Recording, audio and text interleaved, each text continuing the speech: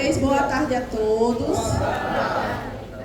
Hoje a gente está recebendo uma pessoa muito especial aqui na nossa escola, Daliana Cascudo, e ela vai conversar com vocês, certo? Sobre a nossa cultura, sobre o legado do avô dela, Câmara Cascudo. E eu peço que vocês prestem bastante atenção, porque é um momento muito rico para todos vocês aqui dentro, tá certo? Então, Daliana já está sentada.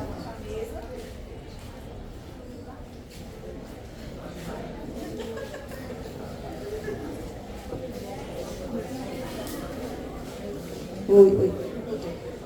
Ela já está sentada aqui à nossa mesa. Bem-vinda, Daliana. Muito obrigada pela sua presença. E eu vou chamar os alunos que vão participar desse momento, tá certo? Ítala, ocupe seu lugar à mesa. Mário, Sofia, Yasmin, Sofia, Daisy, Hannah,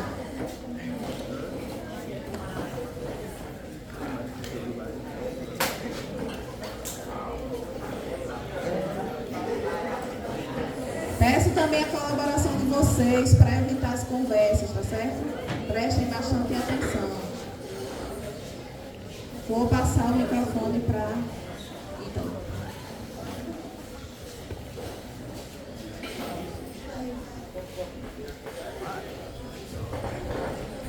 Boa tarde.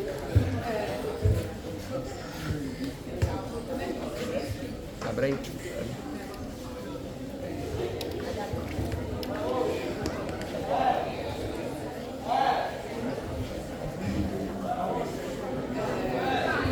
Vamos começar com as perguntas, tá bom?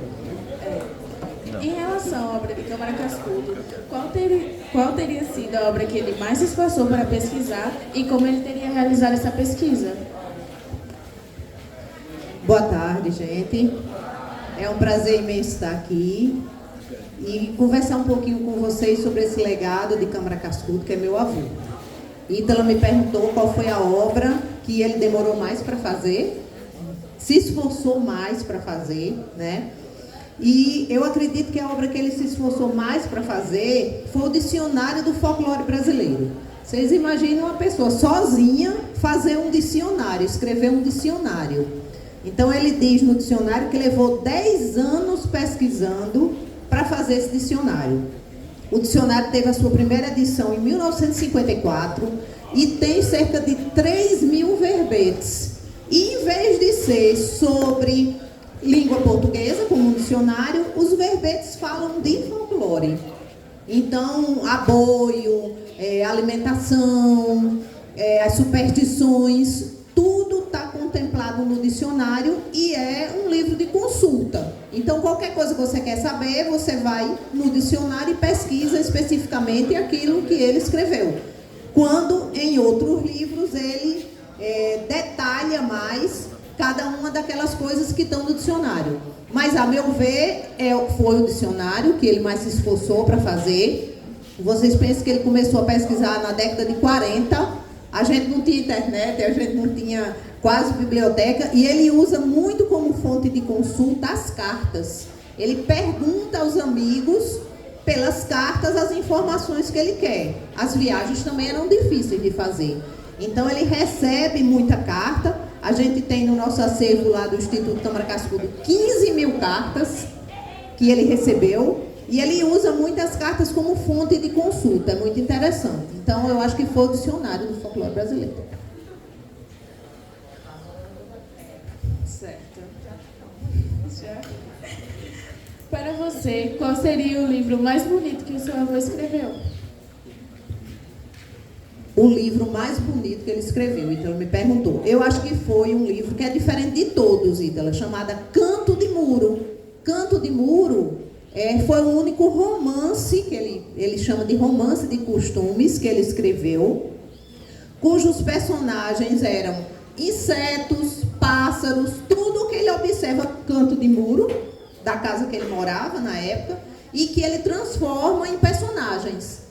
Então, ao mesmo tempo, ele aborda um pouco da biologia, porque ele fala de cada animal especificamente, mas os animais também são personagens. Então, se chama Canto de Muro. O interessante é que ele não queria publicar esse livro. Ele fez, mas achou que era um livro tão diferente. Não era de folclore, não era de etnografia, era um romance. Mas depois insistiram tanto com ele que ele terminou publicando, e é um livro muito bonito, que também é usado do ponto de vista literário, porque a escrita é muito bonita. Então se chama Canto de Muro. Como escritor, folclorista, antropólogo, entre outras profissões as quais Cascudo foi bem no mérito, ele teria recebido apoio para seguir em alguma dessas carreiras? Olha, a gente tem que pensar que no tempo dele, primeiro, não existia universidade aqui no Rio Grande do Norte. Então, e a quantidade de curso que existia era uma coisa muito restrita. Então, tinha basicamente direito, eu acho que tinha medicina, na época engenharia, e ele resolve fazer direito porque era realmente o que tinha mais próximo para ele. Ele se forma na faculdade de Direito de Recife, porque não tinha aqui. Mas a profissão que ele abraça a vida dele toda é o de professor. Depois, já mais velho, quando começava a chamar ele muito de folclorista, olha o vovô aqui prestando atenção, tá vendo? Me recebeu ali. Ele diz muito não, folclorista não, sou professor, que era a profissão que ele mais tinha orgulho. Mas, então, uma coisa interessante é que quando ele começa os estudos dele sobre o folclore, ele enfrenta preconceitos. Ele começou ensinando no Colégio Ateneu, que ainda hoje existe, né, o colégio. Mas você imagine ele como professor de história, começa a conversar com os alunos da sala de aula sobre Bumba Meu Boi, sobre Boitatá, sobre Catimbó. E um colega resolve denunciá-lo ao diretor, dizendo que um professor de história não podia estar ensinando isso aos alunos, porque a cultura popular ela não era estudada e era relegada, assim, não digna de estudo, por ser uma coisa do povo. E ele pediram até a demissão dele, viu, Ítala? Mas ele não foi demitido, não. Foi não. Dessa ele escapou. E continuou pesquisando sobre o folclore e termina fazendo uma obra precursora em relação a isso. Então, ele não teve estímulo, como você me perguntou. Na verdade, enfrenta até preconceitos quando começa a estudar sobre o folclore. Mas é uma coisa que ele amava e ele segue com muita coragem e desbravando aí esse caminho do folclore brasileiro. Quais eram as inspirações de Cascudo para suas obras fictícias? Na verdade, a única obra fictícia dele foi o Canto de Muro, né? Que a inspiração que ele teve foi observar realmente o canto de muro da casa dele e fazer do que ele via os personagens. Mas aproveitando essa pergunta de Ítala, normalmente a gente acha que ele tem uma obra chamada Contos Tradicionais do Brasil, que são contos, a gente imagina como uma ficção. E também lendas brasileiras, né?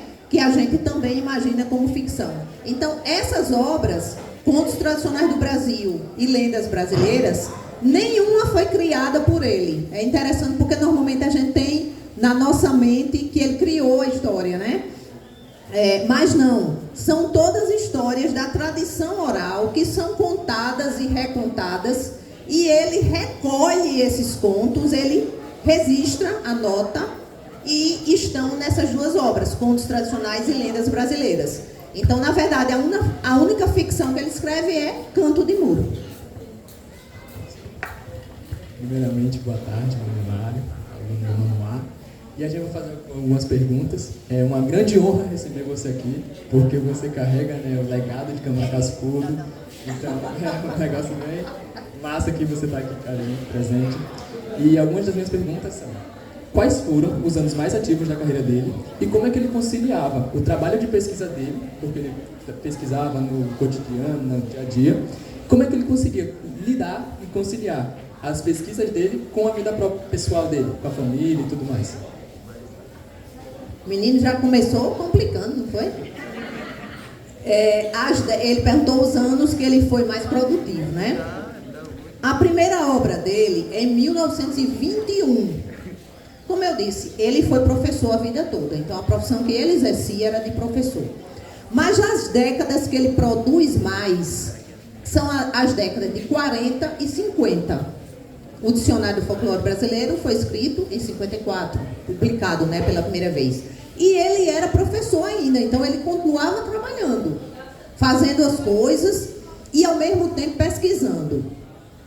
Aí ele me pergunta como é que ele conciliava. Deus é quem sabe como é que ele conciliava isso.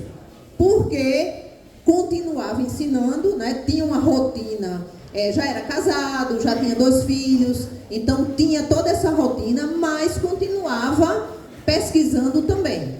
Talvez um grande indicativo interessante é que ele gostava muito de escrever à noite, mas a pesquisa ela era feita durante o dia também.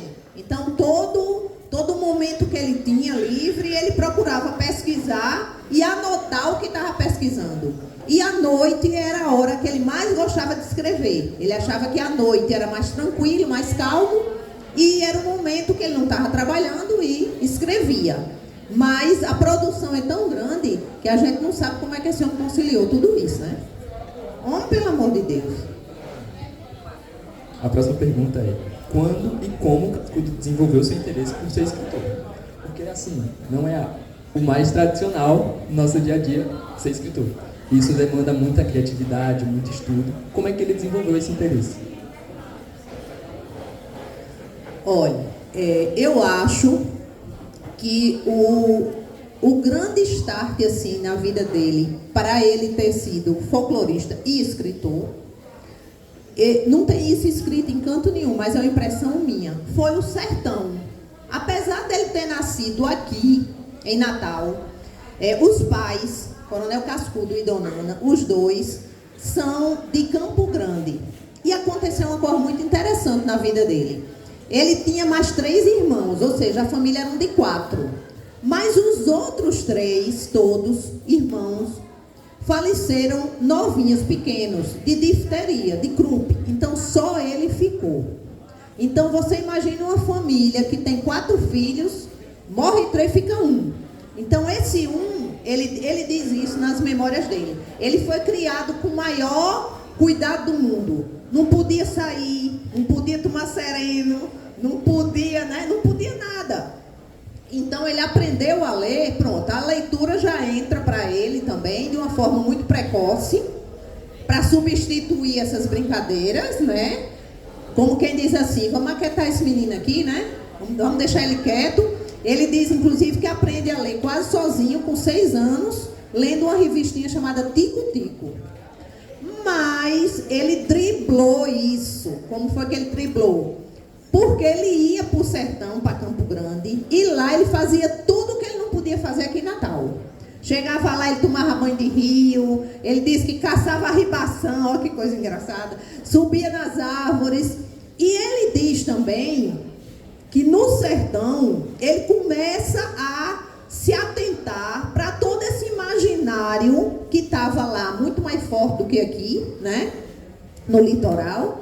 Ele começa a se atentar para todo esse imaginário, ou seja, ele está lá no sertão, lá em Campo Grande, aí começa a escutar, olha, tem um lobisomem aqui. Aí começa a escutar essa história, né, que um lobisomem, que danada é isso? De onde é que veio? Qual a origem? Ele vê um vaqueiro, ele vê um aboio, ele testemunha as cantorias de viola. Então, todo esse sertão, a meu ver, desperta nele essa curiosidade pela origem. De onde é que vem, né, o lobisomem? De onde é que vem esse negócio de lobisomem? Como é que começou? É o vaqueiro, o aboio. Então, ele começa a querer descobrir as origens e é nessa hora que ele começa a querer registrar, escrever, que é uma preocupação frequente dele. Por quê? Porque o folclore e a cultura popular, elas são transmitidas oralmente. O que é que significa isso? A gente transmite falando, né? A gente conta uma história falando. Mas se você não registrar no livro, não escrever, isso se perde. Então, eu acho que ele tem uma preocupação muito grande com o registro disso, escrever isso para que fique para a gente hoje, né? Para a gente saber. Então, eu acho que o sertão é que desperta essa curiosidade nele e a vontade de descobrir o porquê e de registrar, ou seja, termina sendo escritor. Bom, a próxima pergunta é: atualmente, a Casa de Câmara Cascudo e seu acervo estão abertos para visitação, certo? E aqui a pergunta diz: como é que a gente consegue agendar a visita? Porque levar uma ruma de gente dessa aqui não é só chegar lá e entrar. É um negócio complicado, né? Como é que funciona? Tem que dizer a ele que a gente está no século XXI, né? Não? É fácil. A gente está lá, a casa dele hoje é o Instituto Câmara Cascudo. A gente abriu em 2010. A casa está exatamente como ele deixou. Então você entra lá, você vê todos os móveis, todo o acervo dele, a biblioteca está lá, toda a parte museológica está lá. Lúcia já foi. Lúcia já é nossa cliente lá, já foi muito visitar. Então é fácil agendar. A gente funciona de segunda a sexta-feira, de 9 às 17. Como a casa é tombada, a gente faz o agendamento por WhatsApp. Então a gente tem um WhatsApp, que é o 988273866, e aí a gente agenda a visita de turmas, porque pelo fato da casa ser tombada, quando a gente recebe uma visita de uma turma de 40 alunos, por exemplo, a gente não recebe mais outras visitas. Então aquele horário é reservado para a turma. E aí reserva pelo WhatsApp e vão-se embora lá conhecer mais sobre Cascudo. Agora, minha última pergunta, né? A gente queria saber se existe alguma obra de Cascudo que não está disponível dentro do acervo. Porque são muitas obras e deve ter alguma aí que não está ou está tudo aí dentro? Olha, o menino é curioso, viu? Minha gente, em 2023 agora, Voldinei, que está ali, toma conta do nosso acervo museológico, a gente descobriu 10 livros inéditos dele. Ou seja, que nunca tinham sido publicados. Aí você diz, esse povo é doido, não sabia que essas obras estavam lá não? Será o Benedito? Sabia e não sabia. Vou explicar. Quando a biblioteca começou a ser catalogada, a gente começou a fazer a digitalização das cartas. Como eu disse, 15 mil cartas. Você imagina você digitalizar 15 mil cartas. 15 mil cartas viraram 27 mil documentos, porque tinha carta de 2 páginas, etc. Então foram 3 anos esse projeto. E o restante dos documentos ficam lá esperando o próximo passo. O restante dos documentos eram 20 mil. Começou a se separar fisicamente esse material e descobrir fragmentos desses livros. Veio a pandemia, interrompeu o trabalho. Em 2023, Vodney conseguiu concluir tudo e descobriu nesse meio aí 10 livros inéditos. Então, o primeiro livro inédito que foi publicado junto com esse aqui é o História da Cidade do Natal, que já está na sua 5ª edição. A gente publicou junto com esse o primeiro livro inédito, que é Ruas da Cidade do Natal, onde ele fala da origem do nome das ruas. Então, esse livro foi escrito em 56 e só foi publicado agora, já pensou? E a gente tem mais outros 9 para publicar, que não estão disponíveis ainda, como você me perguntou. Então, agora a gente está começando a trabalhar com o segundo inédito para ser publicado, aonde ele fala História Antiga de Seramirim, do município nosso de Seramirim. Que não tem história, né? Assim, tem história, não tem história registrada. Então, é esse livro que a gente vai publicar agora em seguida. E tem ainda, nesses 10 que eu falei, ainda tem um livro de poemas. Ele nunca escreveu, nem publicou poemas. Escreveu para amigos, para Mário de Andrade, etc. E esse livro, ele terminou em 1925, já tem 100 anos, né? E ele manda Por que a gente sabia que esse livro existia?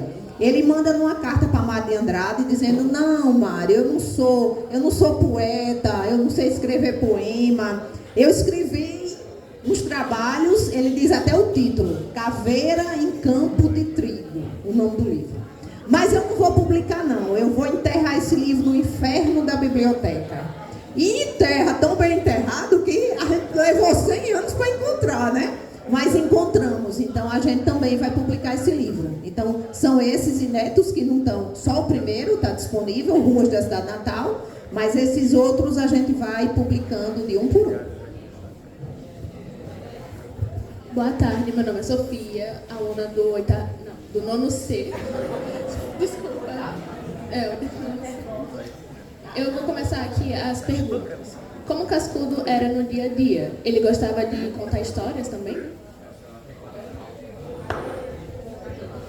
Quem tem que estar nervosa aqui sou eu, viu? Uma ruma de gente me fazendo uma ruma de pergunta difícil, Maria. Olha só, Sofia me perguntou como é que ele era em casa. Eu tenho que dar o testemunho meu de neta, né? Então, uma curiosidade é que vovô teve 2 filhos, a minha mãe, Ana Maria, e o meu tio Fernando. E minha mãe, Ana Maria, casou e ficou morando na casa dele. Então, nós, netos, filhos de Ana Maria, eu, meus irmãos Camila e Nilton, morávamos lá com ele. Então, era um avô maravilhoso, minha gente. Ele dizia, olha, só para vocês tirarem aqui um fino de como é que ele era. Ele dizia que pai era para educar e avô era para deseducar. Era assim. Então, ele era extremamente amoroso com a gente, fazia dos netos cúmplices dele. Cúmplices no seguinte sentido, era louco por chocolate, a minha avó não deixava ele comer, não pode, é muito gorduroso. Então, a gente, neto, era encarregado de ir escondido comprar o chocolate para ir dividir com ele. Era louco pelo desenho da Pantera Cor-de-Rosa, você imagina Cascudo assistindo Pantera Cor-de-Rosa. Estava trabalhando, fazendo o que quisesse, podia estar no livro mais importante do mundo, não. Tinha que interromper ele, vovô, começou a Pantera Cor-de-Rosa, e ele ia assistir, sabe, pessoa? Então, era um avô muito amoroso, muito próximo da gente, não só da gente, de todos que iam visitá-lo, mas eu estou dando depoimento como neta, né? Eu brinco muito, mas não é brincadeira não, é sério, viu, Sofia, o que eu vou dizer agora. Eu tive um choque muito grande quando eu descobri que vovô era Câmara Cascudo. Foi um choque imenso para mim. Por quê? Eu vivia naquela casa, eu via a casa sempre visitada, mas era normal, era natural, né? Era a minha vivência diária. E eu, no colégio, estudava no Marista, no ensino médio, Sofia, a culpa é dos professores, viu, que me fizeram esse susto. No ensino médio, eu começo a escutar os professores dizendo assim, Câmara Cascudo, o maior folclorista do Brasil. Eu disse, minha Nossa Senhora, é vovô. Câmara Cascudo, historiador da cidade. Eu tive um choque, tranquilo. Por quê? Porque aquele avô que está ali com você, tão próximo, tão carinhoso, e ele também, que era uma pessoa que não tinha um pingo de empáfia, de orgulho, recebia todo mundo dentro de casa. Então era muito simples. Aquele avô era aquele intelectual tão poderoso, tão grande, né? E aí foi interessante para mim, porque foi um novo momento. Aí eu deixei de ver vovô, eu digo, pronto, agora eu quero conhecer esse cascudo escritor. Aí comecei a pedir a ele os livros dele, eu digo, vovô, toda envergonhada, né? Me dê geografia dos brasileiros, me lembro demais. Aí ele me deu o livro, me fez uma dedicatória e eu comecei a ler a obra para descobrir esse intelectual por trás de vovô, né? Então era muito simples, muito acessível, muito carinhoso com todos e com os netos nem se fala. Qual foi a obra dele que você conheceu primeiro e o que sentiu quando leu pela primeira vez? Foi essa, Sofia, Geografia dos Mitos Brasileiros. Foi a primeira obra dele que eu li. Foi interessante porque na época eu fazia psicologia, então eu gostava muito dessa coisa de mitologia, de mitos.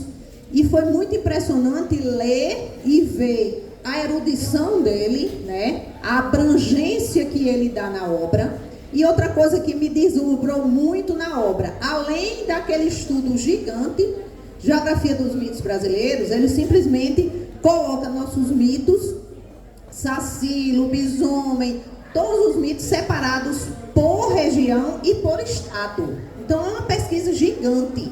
E também ver como a leitura, como a escrita dele era uma coisa agradável de você ler. Não era um trabalho acadêmico muito cheio de coisa rebuscada, não. Era muito bom. Então, para mim, foi um motivo motivo de orgulho muito maior ainda ver e testemunhar a amplitude dele como intelectual, como escritor. Você acredita que ele escrevia mais por paixão ou por compromisso com a cultura brasileira? Sofia, nem sei se era por paixão ou por compromisso com a cultura brasileira. Ele dizia muito que quando ele escrevia e quando ele acabava de escrever estava pago, não interessava se publicava, se não publicava. Então eu acho que essa curiosidade de descobrir esse porquê, a origem das coisas, o motivou muito. Mas eu acredito que foi muito paixão realmente pela cultura. Lógico, quando ele começa, ele é um dos pioneiros nesse estudo, né, do folclore brasileiro. Tinha pouca coisa publicada, quase não tinha bibliografia. Então eu acho que ele também, são as duas coisas. Eu acho que teve a paixão, mas ele também assume o compromisso de registrar o que não estava registrado, né? Para que aquilo não se perdesse. Ele se preocupava muito que aquilo que era transmitido oralmente se perdesse. Então, precisava registrar. Então, eu acho que o primeiro impulso é a paixão, mas depois ele tem um compromisso também de continuar esse estudo e de deixar um legado, né? Alguma coisa como a gente está aqui agora conversando. Cascudo também foi professor da UFRN. Como foi para Cascudo na sua carreira, lecionando Direito Internacional Público? Você já pensou ensinando Direito Internacional Público? Algumas pessoas que foram alunos dele diziam que a aula era uma coisa tão impressionante que as outras turmas saíam todinhas para ir assistir a aula dele da porta e das janelas, né? Então, todo mundo comenta muito sobre isso. E ele era formado em Direito, mas exerceu muito pouco Direito. Ele foi advogado pouquíssimo tempo, foi professor a vida toda. Então, eu acho que ele leva também para o Direito uma visão dele muito antropológica sobre o Direito. Tem um capítulo de um livro dele que é pouco conhecido, chamado Civilização e Cultura, que é sobre o Direito, como começa o Direito. Que ele entende sempre o direito como os costumes que são sedimentados e que viram leis. Então, ele leva a visão dele muito global do direito para essa abordagem do direito internacional público também, que ele termina se aposentando na universidade com isso aí. Mas tenho certeza que nessa aula de direito internacional público tinha tudo, minha filha. Devia ter Bumba Meu Boi, devia ter tudo. Ele devia botar tudo aí dentro desse bolo.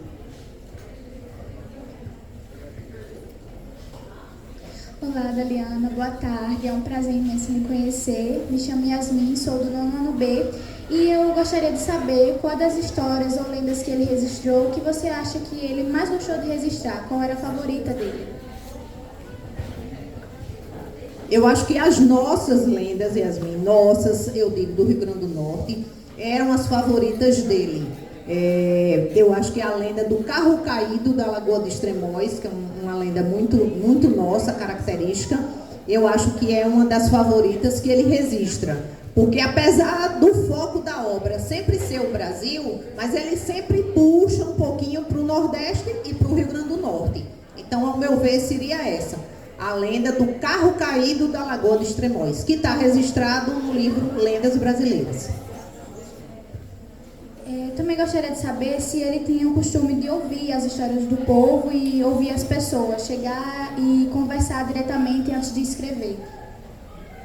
Sempre, sempre. Tudo isso, todas essas lendas, os contos, tudo isso veio da escuta dele, né, das pessoas e do registro que ele faz depois disso. Ele brigava muito na época, gente, porque a gente tem que entender que na época não existia pesquisa de campo. Ou seja, as pessoas só pesquisavam em biblioteca.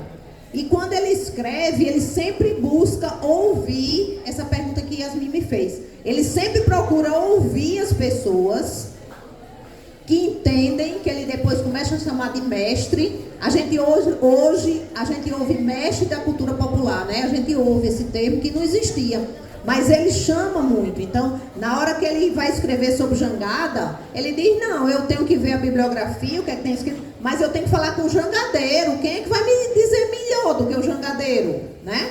Então, ele sempre busca ouvir as pessoas, ouvir o povo, seja de perto, seja de longe, sempre ouvir e depois registrar. Uma curiosidade, Yasmin, é que ele não fazia rascunho de livro. Então, ele sempre, para onde ele fosse, aonde ele estivesse, ele estava com uma cadernetinha. A gente tem no Instituto inúmeras cadernetas dele, anotadinhas de punho dele, de grafite, de caneta, riscada, de todo jeito que você puder imaginar. Por quê? Aonde ele estivesse, se alguém dissesse alguma coisa que ele achasse que era interessante para ser registrado, ele anotava na caderneta.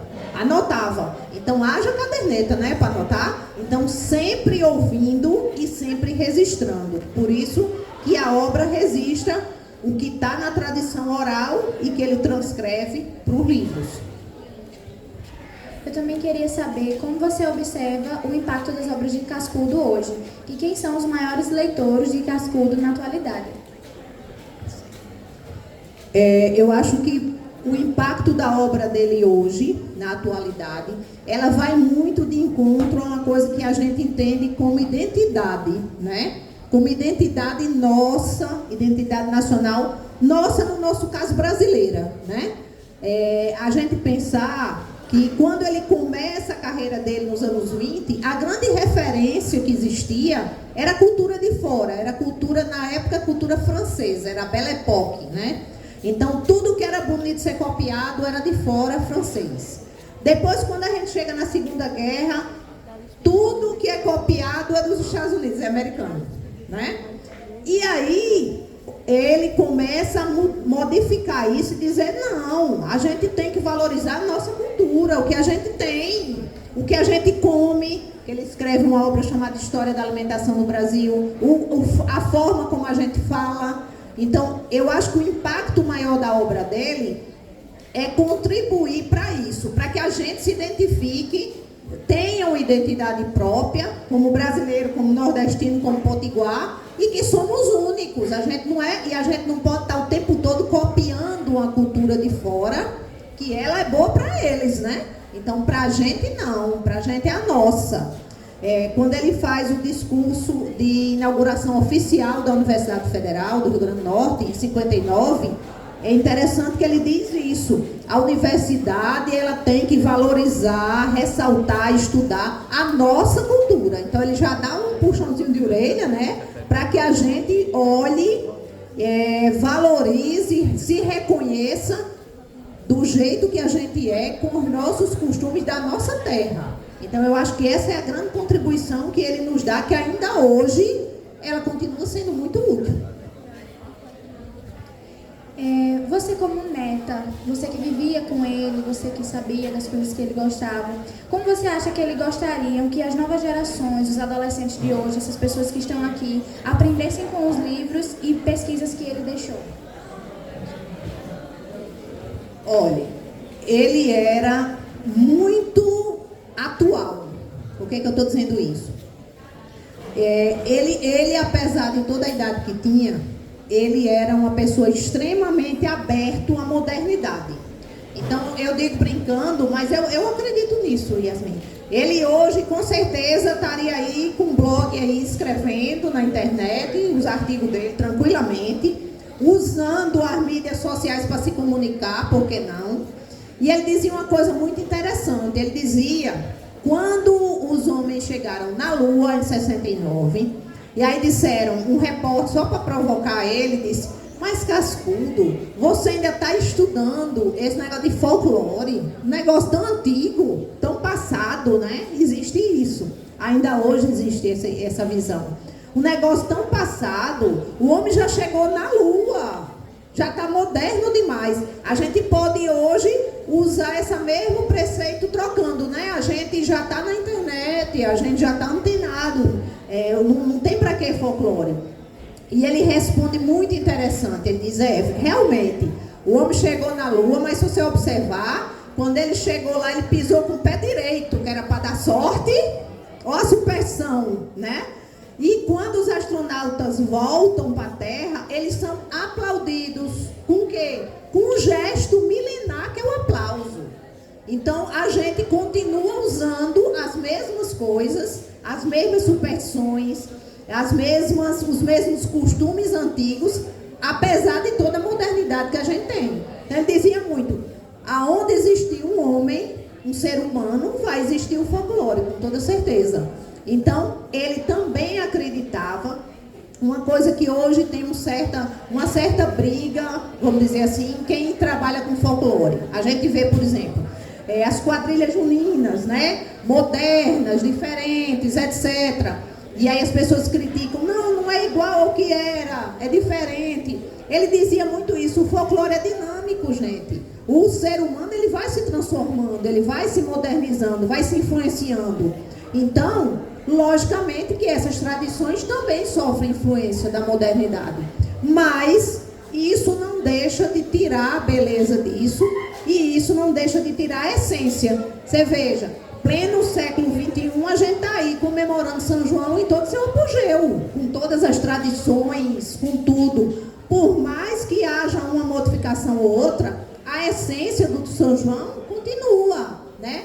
Tá a gente dançando quadrilha, tá acendendo fogueira, então tá com todas as comidas de milho, então a tradição tá mantida. Então a gente não pode ficar muito estanque nisso, tem que entender que tem uma coisa dinâmica, mas eu acho que ele estava perfeitamente, vamos dizer, antenado, quem sabe escrevendo até o folclore da internet, quem sabe.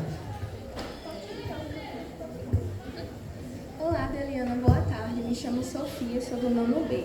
E gostaria de saber, diante de tantas obras que seu avô escreveu, se tivesse que escolher uma para registrar apenas a memória popular brasileira, qual seria?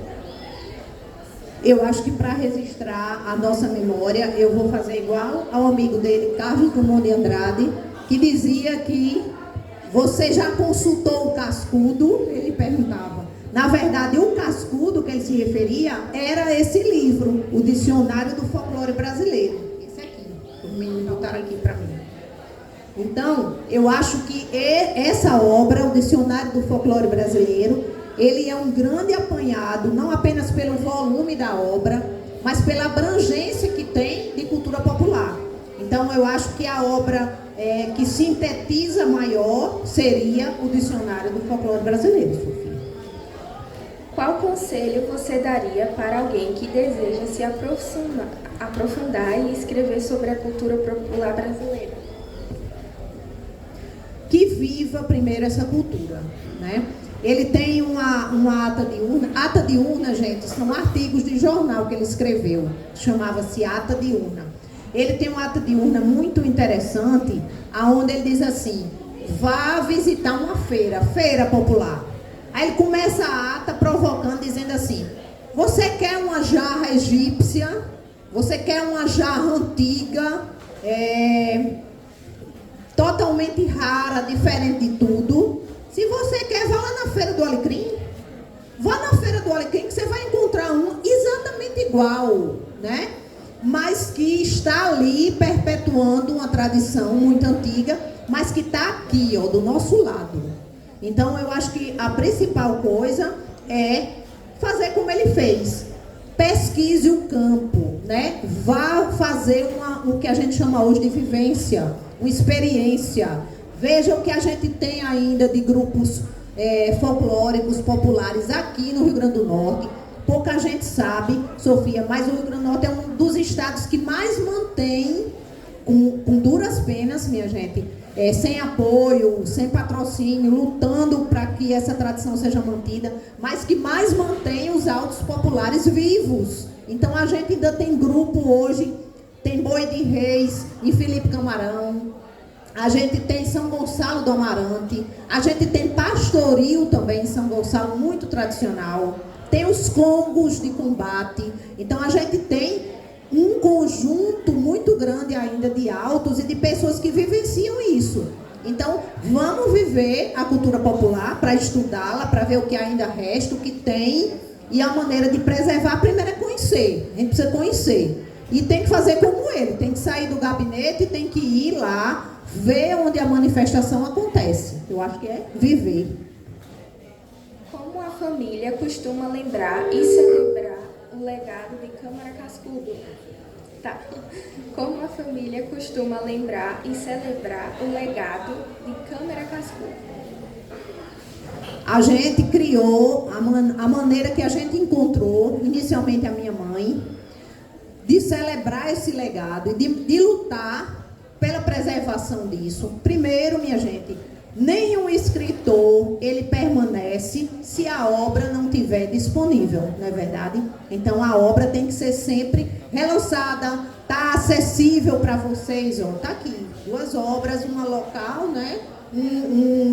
Uma obra nacional. Então, a primeira preocupação que a gente teve foi manter a obra circulando. Não adianta ela estar lá fechadinha, ninguém encontrar, só encontrar num sebo, por um valor imenso. Então, desde o ano 2000, a Global Editora, que é essa editora aqui, do Dicionário do Folclore Brasileiro, também dessa obra, publica a obra nacional. Olha, Ruas, ou inédito, eu lhe disse, é esse. Publica a obra nacional de Cascudo e distribui no Brasil todo. Além de publicar a obra impressa, você também encontra essa obra hoje disponível em e-book. Se você entrar na Amazon, todas essas obras da Global estão disponíveis. Então, primeiro, qual foi a maneira que a gente encontrou? Uma, disponibilizar sempre, lutar sempre por reedições da obra dele. Aqui localmente, porque Cascudo escreveu muito sobre Brasil, mas escreveu também sobre Natal, esse História da Cidade de Natal, esse aqui que é o primeiro livro inédito que foi publicado, das ruas da Cidade de Natal. Essas obras, como é que a gente faz para publicar? A Global de São Paulo não tem interesse de publicar isso nacionalmente, mas aqui a gente quer que esteja disponível. Então a gente edita através da editora da universidade. É assim que a gente trabalha. Para que os 2 conjuntos de obra estejam disponíveis, os nacionais e os locais. E a forma de preservar todo o acervo, a casa, a biblioteca, o acervo museológico, foi justamente transformando todo esse legado dele, todo esse conjunto, em uma instituição aberta ao público, aberta à visitação e aberta para pesquisa também. Então, a gente precisa fomentar, a obra está ali, tudo bem. Ela parou, entre aspas, né, que não parou, que a gente ainda está reeditando coisa nova, né? Mas, enfim, ela está ali, mas eu preciso disponibilizar para vocês, para o estudante, para quem quer fazer um TCC, quem quer fazer um mestrado, um doutorado, eu tenho que disponibilizar essa obra para pesquisa também, esse acervo para pesquisa. Então, por isso que a digitalização das cartas foi a primeira coisa que a gente fez. Então, lá estão disponíveis, não apenas para visitação, mas para pesquisa. Então, isso é uma forma da gente incrementar essa fortuna crítica dele, que as pessoas não apenas leiam a obra, mas escrevam também sobre a obra, mostre a sua visão sobre a obra. Então, foi através também da criação do Instituto Câmara Cascudo, Sofia, que a gente procura preservar e divulgar, sempre manter vivo esse legado. O que você gostaria que mais pessoas soubessem sobre o Luiz da Câmara Cascudo? O que é que eu gostaria que as pessoas soubessem? Primeiro, o amor gigante, imenso, que ele tinha pela terra dele, minha gente. Pelo amor de Deus. Esse homem, você imagine um escritor desse quilate, desse montante aqui em Natal. Nunca quis sair de Natal. A primeira coisa que não quis. Queriam que ele fosse da Academia Brasileira de Letras. Ele brincando, mas era uma brincadeira séria. Disse que seria eternamente noivo da academia, mas nunca com promessa de casamento. Não ia, porque não queria sair de Natal. Outra curiosidade que quase ninguém sabe, é que na década de 30 ele foi deputado estadual. Essa vocês não sabiam, não. Sabia, professor? Olha aí, sabia não. Foi deputado estadual. Mas olha a curiosidade. Com a Revolução de 30, a Assembleia não foi fechada, tudo. Então, todo mundo perdeu os mandatos, inclusive ele. Aí ele brincando dizia que foi deputado 3 dias ou 5 dias, que não teve tempo de ganhar nem de perder o Brasil. Porque é fracassado, acabou-se, né? Ali mesmo morreu a história. Só que depois, quando Getúlio Vargas foi presidente, se correspondia com ele, etc. Queria fazer dele senador, queria que ele fosse senador. Aí ele disse, não, Getúlio, eu não quero não. Mas por quê? Porque meus eleitores não votam. Aí Getúlio não entendeu, que danado de eleitor é esse que não vota, Cascudo? Não, todo eleitor vota. Ele disse, não, o meu não vota não. Não vota não, não vou ter um voto. Disse, como é que pode, você não vai ter um voto? Meus eleitores, sabe quem são? Ele disse, sei não. O Bumba Meu Boi, o Saci, Boitatá, Yara. Isso é uma forma delicada dele sair desse imprensado de ser senador, né? Recusou. Outra coisa que também quase ninguém sabe é que Juscelino Kubitschek o convidou para ser o primeiro reitor da Universidade de Brasília. E ele também não quis. Nada disso ele quis, como ele diz, por amor a Natal, porque ele queria ficar aqui. E dizia que era um provinciano incurável. Quando ele completou 80 anos, fizeram um programa muito bonito chamado Memória Viva, da TV Universitária. E ele diz uma coisa linda nesse encerramento desse programa. É uma citação que já foi muito repetida dele, mas é sempre muito bonita. Ele diz mais ou menos assim: quem não tiver debaixo dos pés da alma a areia de sua terra, não resiste aos atritos da sua viagem na vida. Acaba incolor, inodoro, insípido, parecido com todos. Então, ele segue essa máxima e carrega, como ele diz, debaixo dos pés da alma, a areia da terra dele. Então, essa paixão, esse amor que ele tem pela terra, que ele fica, que ele quer se dedicar aqui, que ele não quer sair, eu acho que é o mais bonito que eu queria que realmente as pessoas soubessem. Tem alguma história curiosa que sua família conta sobre ele que poucas pessoas sabem? Tem muita história curiosa que todo... Olha, mas tem uma muito interessante. Minha mãe é que contava essa história, que é muito interessante também. Eu acho que foi Yasmin que me perguntou sobre a questão se ele escutava o povo, né? Ele ia muito para a Ribeira, minha gente. E aí, uma vez ele estava na Ribeira, com um monte de amigos, pegando dados para o livro Jangada, tudo tomando uma cervejinha, porque também ninguém é de ferro, né? É pesquisador, mas pode tomar uma cervejinha. Aí estava lá pesquisando e chega a polícia pedindo os documentos. Você imagina a confusão. Ninguém tinha documento. Todo mundo lá no bar da Ribeira, não tinha documento. Todo mundo nesse bar da Ribeira, bebendo uma cerveja. E aí chega a polícia, cadê os documentos? Ninguém tinha, nem ele, muito menos tinha. Eu sei que botaram esse povo todo dentro do camburão. E ele no meio. Carregaram para a delegacia. Chega na delegacia, bota tudo dentro de uma cela, ele também. Aí o delegado vai e chama para perguntar como é seu nome, né? Como é seu nome? E lá vem ele. Como é seu nome? Ele disse, Luiz da Câmara Cascudo. Chega, pelo amor de Deus, prenderam o comendador. E agora, o que é que se faz? Chega, aí mil desculpas, né? Mas comendador, desculpa, o senhor está preso, bababá. Vamos mandar lhe deixar agora em casa. Ele disse, não, em casa? Não, vou nada, vou não. Não vai, mas eu não estou lhe liberando. Ele disse, não, só vou quando todos os outros forem soltos. E outra coisa, e a gente não vai para casa não, viu? A gente vai lá pro bar da Ribeira pra gente terminar de tomar cerveja lá.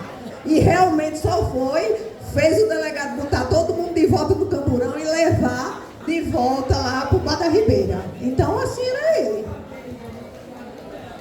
Boa tarde, Daliana. Meu nome é Deise e sou do nono B.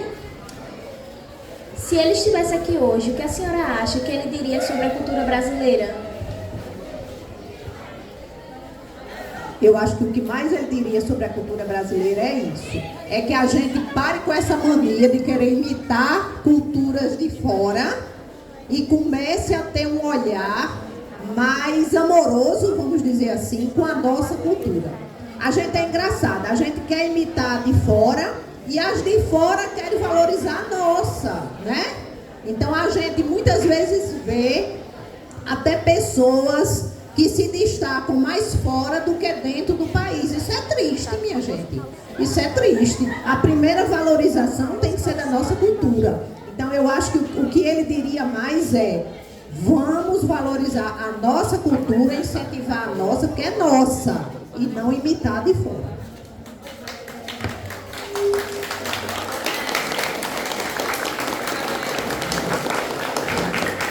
Boa tarde, Daliana.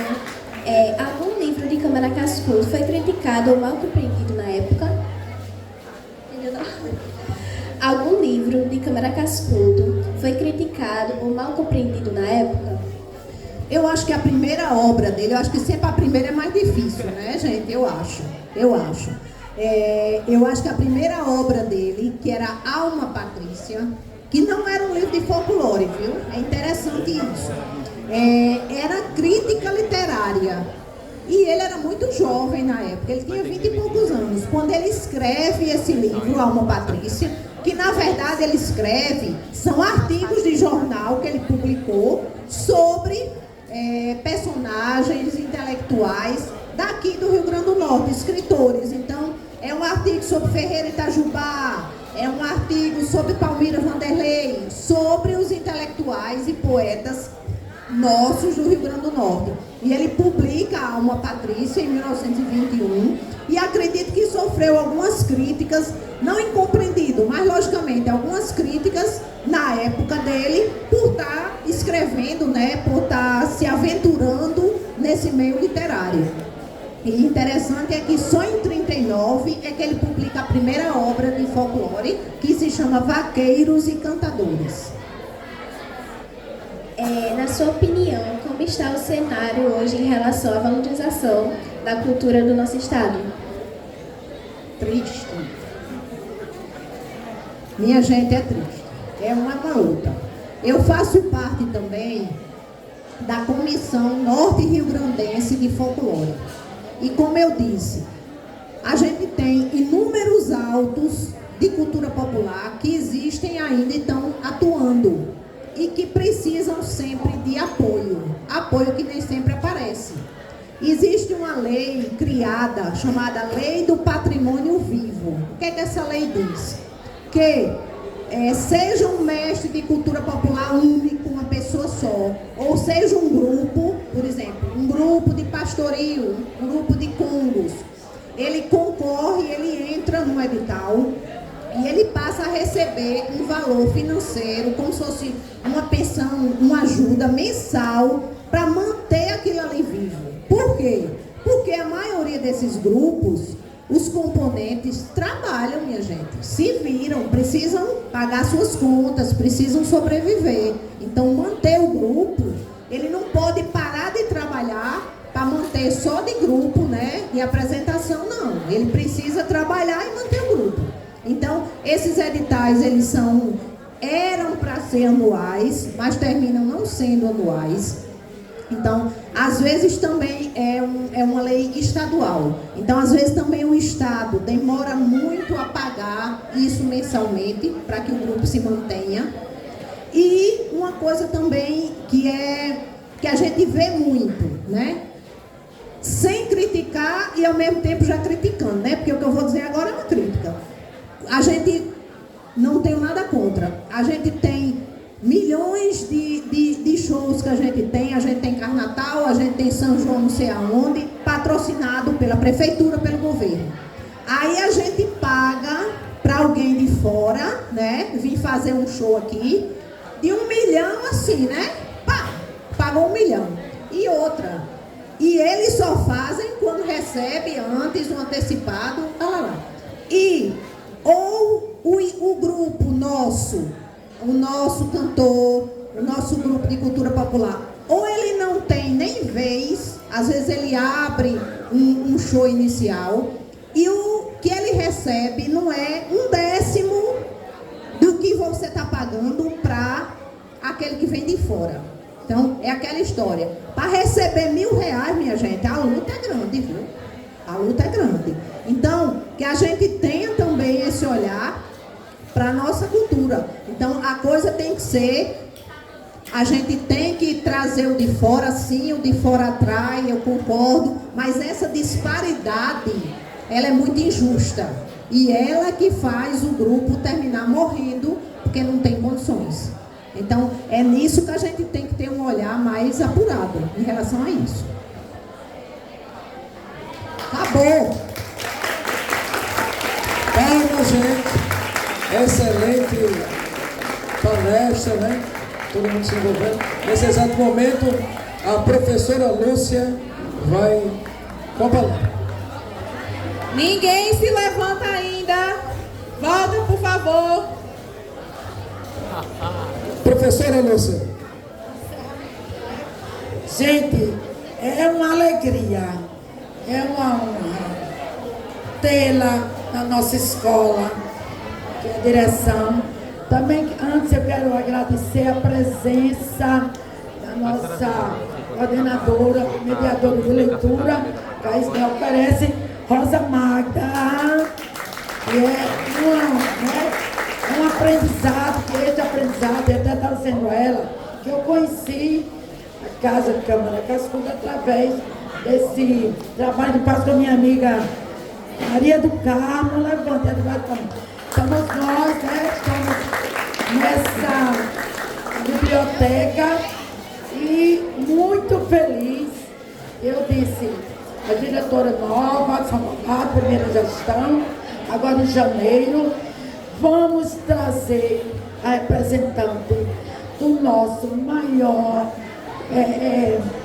mestre do folclore brasileiro, porque a gente tem isso, valoriza muito o outro, muito, mas a gente conhece pouco o que é nosso. E eu sou muito ferrenha, apaixonada, porque é apaixonada pela terra. Então, eu não tenho palavras, e assim estava dizendo, os professores que se engajaram, compraram a ideia da biblioteca, a professora Luciana ali. Luciana, vamos trabalhar com a Cascudo, vamos, Luciana. Já vamos trabalhar com a vamos, Luciana. E aí, né, e o professor de geografia, assim, todos se abraçaram, né? É um projeto coletivo e isso nos alegra, porque eu já estou, né? Eles vão na frente, eu vou atrás, a rádio aqui entrando também. É um projeto que eu digo, precisamos que estas crianças, jovens, adolescentes conheçam a nossa cultura. Estou até apanhando ela, já um ônibus, para a gente ir tirar uma, né, porque uma turma para ir conhecer esse que eu já conheço, o Tiete, viu? A Gracena Geralda, eu disse, Magda, no dia que você nos levou, eu conheci Geralda, que é a ponta. Aí liguei para Geralda, ela, Lúcia, tem 2 livros que foi lançado. Diretora, eu quero. Lúcia, eu quero a biblioteca. Gente, todos os livros que Daliana falou, nós temos na biblioteca. Palmas! Palma, Patrícia! Então, consegui. Me veja aí o que tem de lançamento. E eu ainda não li todo, né? Porque se o professor levar para a biblioteca, a gente tem um vasto acervo, graças a Deus. E aí eu folheando ruas, né? E tem uma palavra que eu sou meio assim, não digo antiquada, mas eu digo mais, como é que diz? A criação é aquela mais rígida, sabe, Aliana? Tem coisa que eu amo. E tinha palavra que eu dizia, se chamar na minha frente, vá para Baixa da Égua, eu digo, opa, que não pode dizer essa palavra. Aí Geralda me mandou, Baixa da Égua. O que é Baixa da Égua? Aqui uma rua, aqui nas Tintas, acho que é aqui, é uma rua, né? Que era conhecida ali. Agora, se chamar na minha frente, eu não vou dizer nada. Leiam. Então, está disponível todo o acervo até agora. Eu vou, né? Nós vamos ficar atentas, né? Então, nós estamos atualizando. A biblioteca do Adelina Fernandes e o Rosa, querida, maravilhosa, a minha Daliana, ela é atualizada. só está nos saltando que essas criaturinhas, essas coisas lindas, despertem esse gosto pela leitura. E o I, eu gosto muito do I.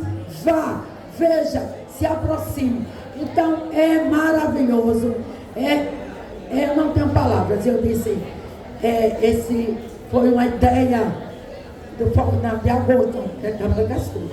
A direção comprou, os professores compraram, e aí está o resultado. Em nossa parte, a biblioteca está muito feliz. Quero passar para a diretora fazer o encerramento. Obrigada. Mentira. Agradecer a você também, né, Lúcia? Sem o seu empenho, a gente não estaria com esse evento belíssimo na nossa escola, tá?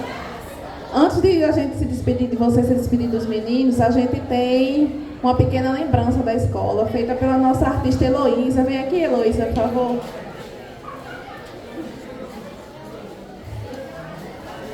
E a gente quer lhe presentear com essa obra de arte que ela fez. Você pode pegar o quadro, Heloísa, para dar ela, por favor?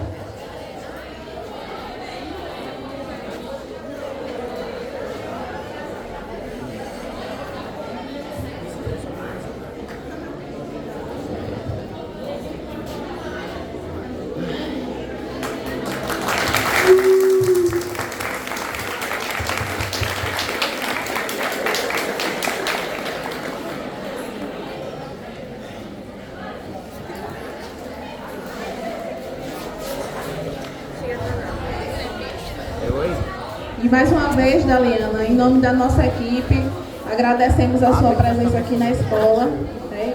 E que, por favor, venha mais vezes, tá certo? E a gente convida você a fazer um lanche com os nossos professores lá na sala dos professores, tá?